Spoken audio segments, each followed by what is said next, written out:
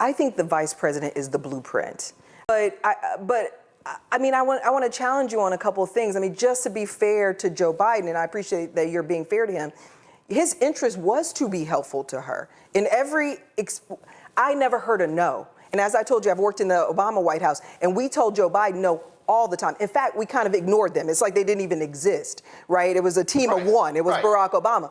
But I never heard Biden himself or Biden's close people ever tell her, no, you can't do that, no, you can't do that. I never heard that. Now, that could have happened after I left. Right, so she writes this here. Worse, I often learned that the president's staff was adding fuel to negative narratives that sprang up around me. One narrative. And by the way, I said that to them. Gotcha. To the team, my team. I mean, when I was on the VP's team, I said, this is coming from internally. She writes, one narrative that took a stubborn hold was that I had a chaotic office and unusually high staff turnover during my first year. She said the plain fact is many people who come to work with the new administration in the White House haven't done it before.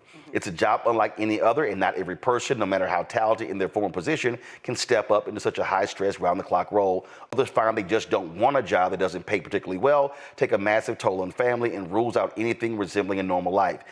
I think the vice president is the blueprint. I think she's an exceptional leader that has, like a lot of women leaders, that doesn't get her full credit, and especially black women leaders, doesn't get her full credit. When you think about what she was able to achieve, not just breaking the glass ceiling, but her efforts to repair our relationships all over the world. None of them grasped that if I did well, he did well, that given the concern about his age, my visible success as his vice president was vital. Yes. It would serve as a testament to his judgment in choosing me and a reassurance that if something happened, the country was in good hands. My success was important for him.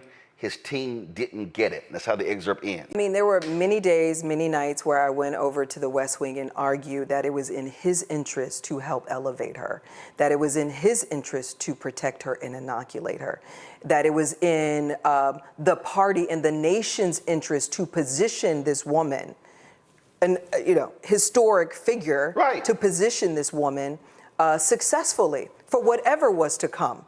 Because the reality is, when we started in the White House the first year, we walked in and the understanding between her and the staff is that you could be the president at any moment. Right. Literally. That's a fact. You be to be prepared to be every vice president, but definitely her because of his age.